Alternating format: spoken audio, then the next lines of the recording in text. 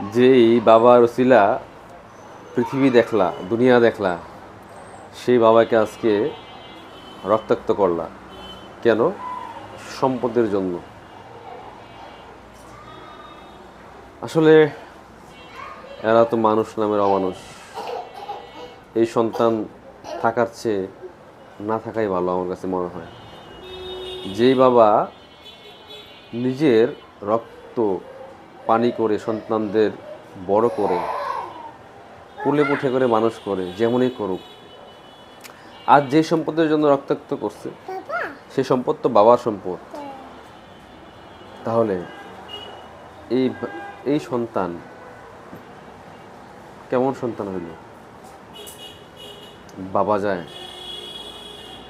আরে বাবা তো এক আবেগের নাম। বাবা না থাকলে দুনিয়া অন্ধকার। যারা বাবা হারাইছে তারা বুঝে। কত প্রবাসী ভাই আছে, আহা, বাবা দুনিয়া থেকে বিদায় নেয় কিন্তু দাফন করতে পারে না। তার মধ্যে হাহাকার, কষ্ট, যন্ত্রণা কেবল সেই বুঝে। আর এই কুলাঙ্গাররা বাবাকে সামনে পেয়ে রক্তাক্ত করলো কেন? সম্পদের জন্য। এই সম্পদ তোমাদের জন্য এক সময় অভিশাপ হবে। কারণ এই বাবারা দিনের পর দিন, রাতের পর রাত নিজের চিন্তা না করে সন্তানের চিন্তা করে নিজের সমস্ত কিছু উজাড় করে দিয়ে তার পরিবারের জন্য, তার সন্তানদের জন্য তার জীবনকে উৎসর্গ করে ছেলে মেয়েদেরকে বড় করে।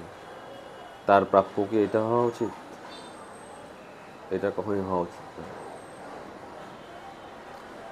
এই ধরনের কাজ যারা করে তারা